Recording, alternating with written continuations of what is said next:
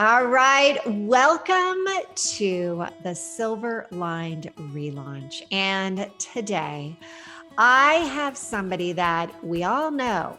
I love my to-do list, but I like my to-done lists even better. And Paula Rizzo has written 2 different books, my type of gal, in terms of putting it all down, super easy, different ways that you can truly have listful living and listful thinking. Those are her 2 books. And we are going to jump right in so that you all can benefit from having our dear friend Paula on our show today. This episode is brought to you by the Fired Up Entrepreneur Program. And this is a program that we are so proud of. The results have been downright remarkable, and we want to invite you to get a glimpse of what it is like inside this program by inviting you to participate in the Business Boot Camp, which is a 5-day free event, and get involved with this because the pearls that we're going to be sharing each and every day are going to be the foundation for allowing you to make money, keep the money, grow the money, and strengthen not only your business, but also yourself. So please take advantage of this and join us at our next boot camp. You're listening to the Silver Lined Relaunch, and I'm your host, Hillary DeCesar, award-winning entrepreneur and transitional coach. Each week, I'll invite you to tune into inspirational stories, revealing how you too can turn ordinary experiences into the extraordinary. Feeling stuck? I'll share step-by-step strategies to fuel your ability to experience a life where silver linings are both abundant and possible. Today, so welcome, Paula. It's so great to have you here. Hi, let's talk lists and everything else. I'm excited. Oh my gosh, this is great because again, I do love them. I've been a list girl since I was young. But before we dig into that, I would love to have you take us back to your most significant relaunch that actually got you to where you are today. Sure. So the most significant relaunch really was a bit of a relaunch in my career. So I spent my career as a television producer, and I've done that for close to 20 years in New York in local and national news. I won an Emmy Award. I love doing that. It was a great career for me. And there came a point when I wrote my first book around that time, when I was like, what else is there? What else is out there for me? I've loved this career. I love TV. I love broadcast. I love, at the time I was working at Fox News Channel, and I was head of all of their health and wellness content. And that was great. And I loved it. But I thought, what's next? And so it really was sort of stepping into then the business owner and leaving my full-time job and leaving, the steady paycheck and all of that to step in and say, you know what? I'm going to start my own thing. I'm going to, Okay. But before we go right into this, like there was a moment of time where there was an impetus. There was something that kind of happened that you were like, this is not what I'm supposed to be doing. Yes, I've been successful. Yes, I'm a TV producer. Yes, I have an Emmy Award. Yes, I have all these, accolades, but something inside of you was like, you need to do something more.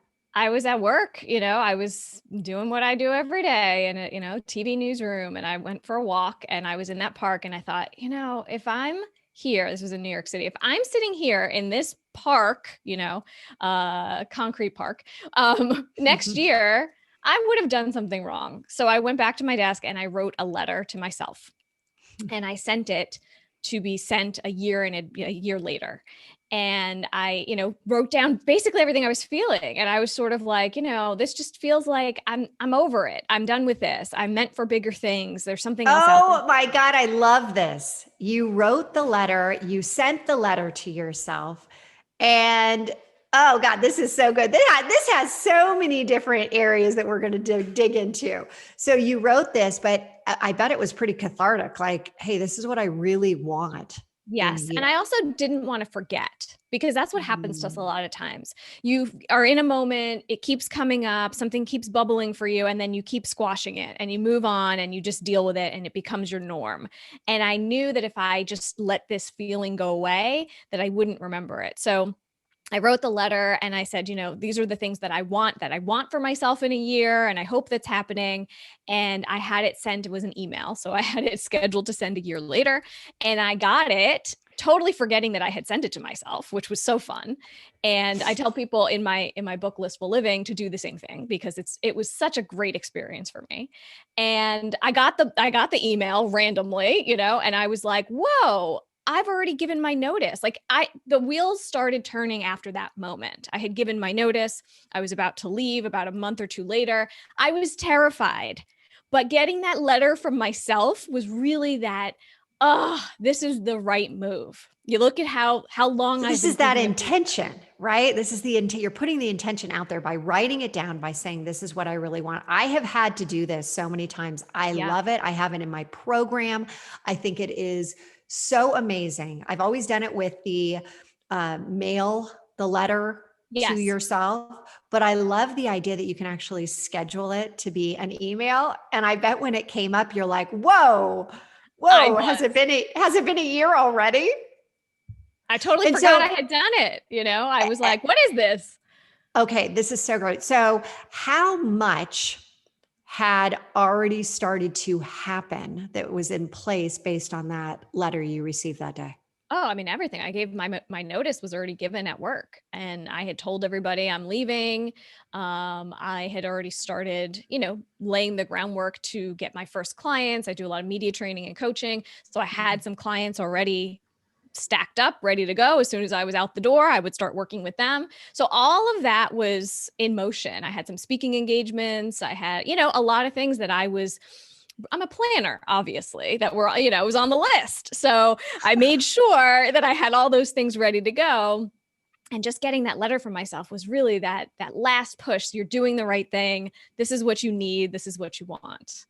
Oh, God, that's so good. So, all right. So now you are stepping into this. Tell us more about what you were really visualizing for yourself, for what you really want. I know that you're a coach now and you've written these two books, but what impact are you trying to make? What is it about this that was really calling you to leave this high pressure job, high powered job, successful accolade job that brought you to where you are?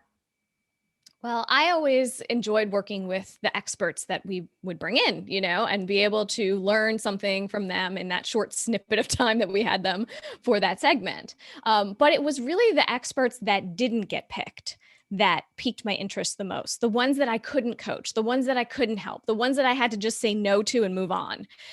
Those were the people who have great ideas and great stuff. They just weren't ready. And so I thought, you know what, if I could help those people make a bigger impact and actually get picked and, be able to be better on camera, be able to come up with story ideas and pitches that would work for the media. That's a great use of my time because then I'm having a bigger impact across the board, not just with this one program or one show that I'm working on. So that was really my big push to sort of get out there and do that. And with productivity, as the other side of my business, I had seen through launching my first book how impactful it was for people and how something as simple as a list could really just change the game for so many people. So tell us how it can, by creating lists, how can it change the game? What You are are some of the big takeaways that we can all benefit from? you are 33% more likely to do something if you write it down. So that could be anything. It could be leaving your job. It could be getting milk. It could be whatever it is, you're more likely to do it once you do write it down. So that's why these intentions we're talking about are so Okay, I'm important. laughing right now because you're like, put it on the list so you don't forget about it in the grocery store. And Yeah, yes, and then you forget the list. But that's of beside the course. point. But you put That's it a different down issue. so you can remember at least a little bit better. 33% higher likelihood. Yeah. Everybody take that in. 33%, write it down, put it on your list, and you will be able to remember it better. So good. Yeah, absolutely. And I think it's something that becomes a ritual, becomes something that you work with to be able to get things done. It's the only way that I was able to really tackle so many things as a TV producer was to rely on my lists. Now, there's some people that say you can get caught up in the mundane, the things Right. that are not necessarily the highest level of productivity, but we're all so excited about crossing things off our Yes. list. So help us understand, what can we do to avoid that? It feels so good to be able to cross it off. Sometimes I'll write down something that wasn't on the list, but that I did just so that I could write it down and then I've cross it. done that. I've done that. Wait, Don't wait, do wait. I actually did this. So I need to put it on my list. I have a journal it. that I keep. And Yes. I will do that. I'll have my 3 things that I really want to get done that day. And then I'll be like, but wait, at the end of the day, I did this too. I'm going to write that on there. You need So credit. You need credit for that. Totally. Well, one of the things that people do is that they just put too much on the list, and then they're overwhelmed. So you should always put things that you have the time and the resources to do. So I make my list every night before I leave my desk. I did it when I was a TV producer. I do it now that I'm a business owner. It is my shut down for the day activity. So the last thing I do is that I do it by hand with pen and paper, and I go through what is everything that I have the time and the resources to do tomorrow. So you have to know yourself and know how much time do you have allotted to do different things. So timing yourself is really important. And Paula, you said pen and paper. Why are you not doing this on an app or in your computer? Why are you saying pen and paper? I'm just old school like that. There's a lot of people who love to be What a able great to. answer. Yeah. I kind of feel like I like to write it down too. And more importantly, if it's on the computer, I don't feel as much like I'm celebrating my success when I just do. If I check it or if I put that, line Yeah. through it, I'm like, yeah. And I Yeah, can it's not see the same it. satisfaction on a computer. But, I use other lists that I do on the computer or on apps and things like that. But my to-do list is by pen and paper. And, I make sure that I write that list and I know how long things are going to take me. Look, I think in seconds. That's been my background in television. I know how long 30 seconds is. I know how long a minute is. Not everybody thinks that way. And so I try to get people to just pay attention to how long tasks actually take you. If you were to time yourself, how long does it take you to do your makeup in the morning? How long does it take you to write an email? Probably less time than you think. And a lot of times we'll say, oh, that's going to take me an hour. And it took you 15 minutes or vice versa. So really having an This understanding is of time. such this is such a true statement. I have had so many conversations with people who don't like to empty the dishwasher, right? Uh-huh. The dishwasher. And when you really look at how much time does it take to empty the dishwasher? I mean, honestly, what, 2 minutes, three Yeah. minutes max? Nothing. It's nothing, but we sit there and we're like, oh, I don't want to do that. How many tasks do you think are going to take more time than they actually Mhm. do? Like Totally. putting on your makeup. I Yeah. mean, I agree with you. I think that's a great one. Yet you think like, oh, I still have to do that, but it's so fast. So that's awesome. And I love that you're saying when you write things down, 33% more likely to do it. Now, can that be computer or on Yeah. paper? Does it really Anything. matter? Okay. Mhm. And then every night, you're doing it every night because there's something very satisfying about going to bed, knowing what you're going to wake up to. That's Exactly. great. You come into Mm. your office, you sit down, and you already have your roadmap for the day. So you know what your intention is. Now, the day doesn't always run that way, right? Other things pop up, things happen, but you're able to go back and say, okay, what did I intend to do today? What were the things that were on my list that were very important for me to do? And if I didn't get to it, why not? So that you can sort of evaluate that. And if you're doing things that are sort of, not making an impact, why do you keep doing those things? Those are things that maybe you could be outsourcing. That's a separate list. Make a list of all of those things that are not the best use of your personal time and see if that could be something that you outsource to an assistant or, a VA or something like that. Okay. Is there a magic number the night before of how many items you should have on your to-do list? Not really, because they are all weighed a little bit differently depending on how long it's going to take you. You could have 10 things that take you 5 minutes, or, it just really, really depends. But I interviewed a woman in both my books named Heidi Hanna. She's a stress expert, and she gave me some advice early on saying that she makes a just enough list. So what would be just enough? If I did these 3 or 5 things that I'd be happy, my clients would be happy, the world would still spin, everything would, be okay. And she identifies those, puts those at the top of her list. And then everything else is sort of like, if I can get to it, that'd be good too. So that's a good way to think about prioritizing if you need that push, because a lot of the times, you'll look at the list and say, oh, what's the easiest thing? Maybe I'll do that first, or, something you can just cross off easily. But I always push people to push into their productivity style. How do you work best? When are you most energized to do things? So for me, for instance, I don't love to do things first thing in the morning. It's just not my style. I don't like to get up early. I don't like to do speaking engagements if I don't have to in the morning. I'd rather do it all in the afternoon. And that's when I will schedule myself to do certain tasks. So if I have to write, if I have to do something that's going to require more brain power, I'm doing it at like 12 or 1 or 2 o'clock in the afternoon. That's how I work best. And thinking about yourself too and watching and saying, oh, you know what? In the mornings, I love talking to people. I feel really energized. Let's just say, schedule all your meetings in the morning. And then in the afternoons, save that for whatever else thing that you're better suited to do then. That's such a good idea. So we've got the 33% more likely. Definitely write it down.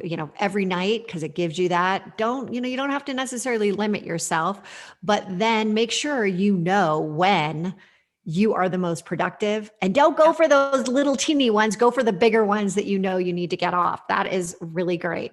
Now, when you talk about listful thinking versus listful living, can you tell us what is the difference and what do you go into one book versus the other book? Listful Thinking is the first book. And this came from, years of starting a blog about productivity and list making and kind of finding a tribe of list makers, just like me and you, who were really excited about lists and being able to use them to their best capacity. So being able to use lists so that you're more organized and that you are more efficient, right? And so using it in all aspects of your life, in your business, in, your personal life, in your social life, whatever it may be. So it's very much like thinking in lists. How can you use lists more in your life? Listful Living, the second book, came out of, an experience that I had where my appendix burst. Oh. And that is a very, very, very dramatic way of your body telling you, hey, listen to me. You need to slow down a little bit. Why weren't you paying any attention? Which I wasn't. I thought I had food poisoning and I ignored it for 2 days. And but what happened there is that I, was in the hospital for 8 days. I was out of work for 6 weeks. I took over a year to recover. And guess what happened? Everything on my to-do list just went away and the world kept spinning and things kept happening. And it wasn't me who had to do it. So once you take the ego out of it a little bit and say, you know what? How can I make sure that I'm putting the right things on my list? That's what Listful Living is about, putting the right things on the list. Not everything that you think you should be doing, but the things that best suit you, and your productivity style, and that you really want in your life, setting intentions and being able to say, okay, this is what I want to work towards. These are the priorities in my life. So these are the kind of things I'm going to say yes to. And these are the kind of things I'm going to say no to. So, really curating your life in a way and using lists to do it. And so how often are you doing listful living versus listful thinking?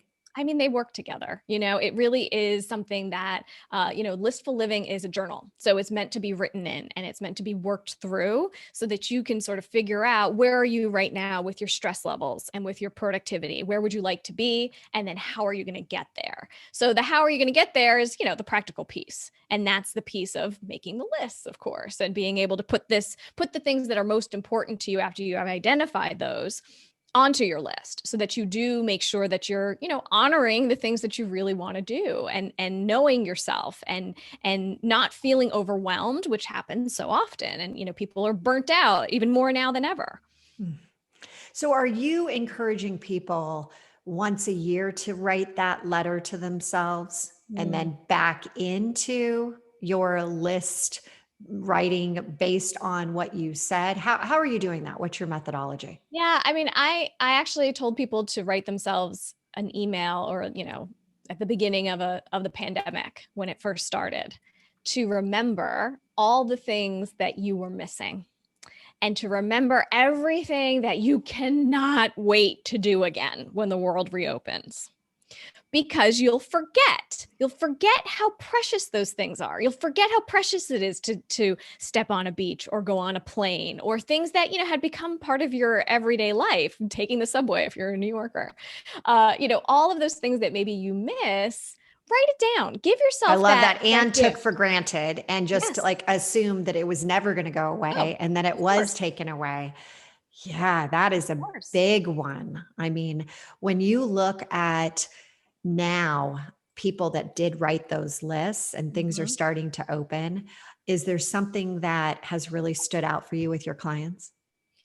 Yeah, I mean, I had a bunch of people who did it, and it was things like, going to their favorite restaurant, or meeting with a family member, or just meeting somebody for a drink, things that are so like we took for granted. And now you can be much more intentional about putting those pieces back onto your list, onto your to-dos.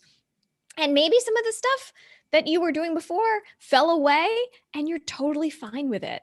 And that's a good purging too. That's a good way to say, I don't need to do that ever again. I am not doing that. I like to sit there and say it's a great way to reset, right? This is a total reset for everyone. And if you have those bad habits that you were not really excited about in your life, you have the ability to say, all right, this is the new norm. And how do you want to now put those into your life? What new habits? And I really, before we turned on the show, we were talking about, you're a New Yorker, you're right now in Florida. And I said, oh my gosh, I had that wonderful trip about a month ago where I got off the plane and I was just like, oh my God, I feel like I'm going back in time, like, Back to the Future. It was like one of these, like, what is happening? Like, this is a total different world than San Francisco. And I do believe that this is a little bit like prohibition times, right? We're about to like open the door. It's that barn, the music is playing, and you're now no longer having to stay in the barn. You could go out into the fields and like shake it. And I mean, now's your time to shake it and make it. And how do you want to make it? And your idea of writing that letter, putting your list down, getting yourself to say, it's now up to you what you're going to keep going. Like, what do you really want to do? Just like mix it up, turn on that loud music, start to dance around. This is so, I just, you resonate so much with me. Now, one thing that I did want to ask you in regards to you specifically, and you've been doing this new type of career for how long? Well, my book came out 6 years ago, and I've had my own business for the past 4 years. Okay, so I was kind of in and out. I was sort of had a toe in the entrepreneurial world while I was working full time, but full time for myself, 4 years. Okay, so you've been doing this 4 years. And what has it now? You've been through the relaunch, you've been able to look back. What are the silver linings that if you knew then what you know now, would you say to yourself? So let's do the reverse of what you're telling your clients to do. Go back. What would you tell your former self? You are ready. You can do it. And I think it's one of those things where I had done similar things throughout my life, throughout my career, where you get to a point and you're really, really, trying to get that promotion or that next job or that next thing that you're doing. And you get there and then you plateau. And then you're like, what's next? What's next? And you look and then you build and you climb and you climb and you get to the next thing. And it keeps happening and happening and happening. This was the same thing. I had done not exactly this, but something similar tons of times in my life. So to give yourself sort of that push to say, you've done this already. It looked totally different, but you've already achieved things. You've already done things. So I think that's always helpful to sort of look back and say, okay, where else have you used these skills to be able to be successful? That's what you're going to use to do this next venture. So when you talk about now you're fully engaged in entrepreneurship, what's the thing that most surprises you about it? I love learning. It's one of my favorite things. I've done a lot of those personality tests and You're my gal. We are so, yep. Usually those really intense list builders, they love growth. They love learning. I love learning. I'm always taking a class. I'm always like, oh, let me take that webinar and learn about that thing, And that's what entrepreneurship is. And that's why I love it so much because I'm always learning something else. There's always a place where I'm like, oh, I need to know about what that person's doing. That looks cool. Let me look into that, And so that's for me, like keeps it fresh, keeps it exciting. I think for other people, maybe that would be annoying for them, and they like to just stay in their lane and do their thing. But I'm always looking to sort of innovate and see what else is out there.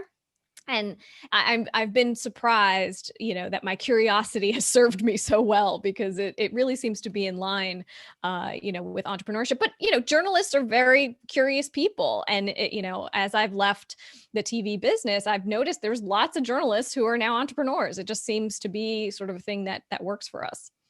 So let me ask you, as far as this new world, right? Everyone is going to be, it seems that people have started side hustles, they've started some businesses. Yeah. And it seems that there's a lot of noise in different spaces now. And one of the things that you do so well is help people kind of stand out. What are you suggesting as we do open up and get back out there, and from a PR and media perspective, what are you seeing and what are you recommending to your clients that you're really believing is going to be the best way to do that? So I don't know more about lists than anybody else. I just talk about it more than anybody else. And that is what sets me apart from everybody else who talks about productivity or who's out there talking about efficiency or apps or whatever it is. From a very, I've been doing this for 10 years that I started my blog. And I've been consistently talking about productivity, consistently talking about lists wherever I can, podcasts, my own videos, my website, in the media, pitching myself. I mean, I pitched myself before I had a book to media. I pitched myself when I had a blog because I knew if you're in the media, you're legit. People will look at you differently than every other expert because I knew as a TV producer, that's how I judged experts. Have they done other media? What have they already been out there quoted in and commenting on? So just start talking about the thing that you're doing. And a lot of times, people will have imposter syndrome and why me? And there's a million people talking about lists or about business or about whatever. Yeah, but they don't have your perspective. And, you are able to be out there and be your own, your own advocate. And the way to do it now is it's easier than ever. You don't have to be in a TV studio. You could just turn your camera on and go live right now. That used to be reserved for only the networks. Now you can start your own show from wherever you are in the world. Oh, that right there is the biggest pearl. I mean, that is so great. Everybody out there could be talking about your topic. Yes. But it's get out there and start talking about it from your perspective and stay in your lane. Keep doing it. Keep bringing it up. You've done for those that are listening, you should go back and listen to the show because you have done an absolutely incredible job of keeping the conversation coming back to your sweet spot.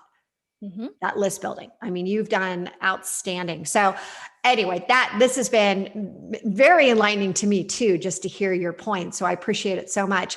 I've kind of weaved in some of these questions that I usually ask in my rapid fire. But one question I always love to ask is, what is your favorite beauty product by name?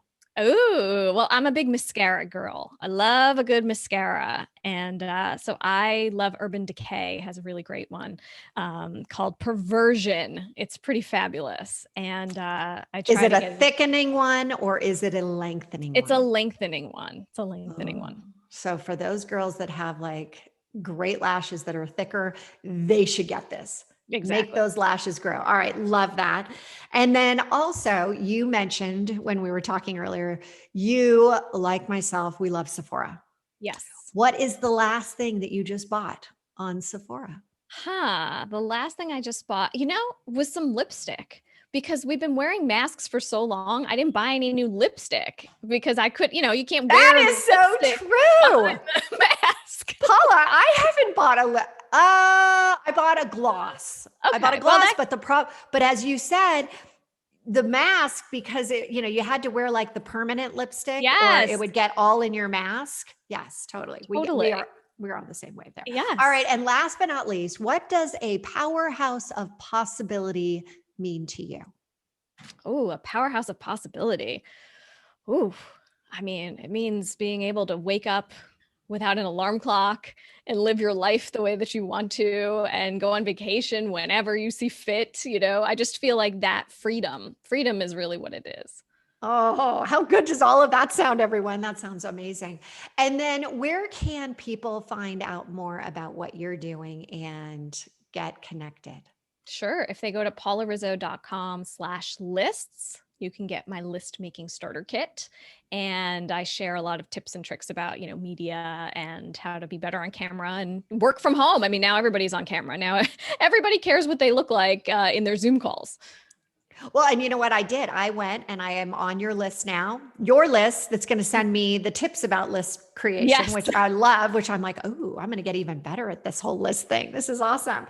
Well, I will put all of this in the show notes, and you can see Great. those show notes at therelaunchco.com under podcasts. And again, thank you so much, Paula, for being here today, for sharing your unique methods around list building and for sharing your journey. Really appreciate It's been it. my pleasure. Thank you. Thank you so much for tuning in to another episode of the Silver Lined Relaunch. If I said something today that resonated with you, will you please head over to iTunes right now and leave us a 5-star review and share this episode with others and help them find the silver linings as well. And don't forget, you can have immediate access to the show notes, any giveaways, and the links to those amazing beauty products at therelaunchco.com/podcast. Until next time, there's always a silver lining. And now is the time to hit the reset button to relaunch those transitions into transformations.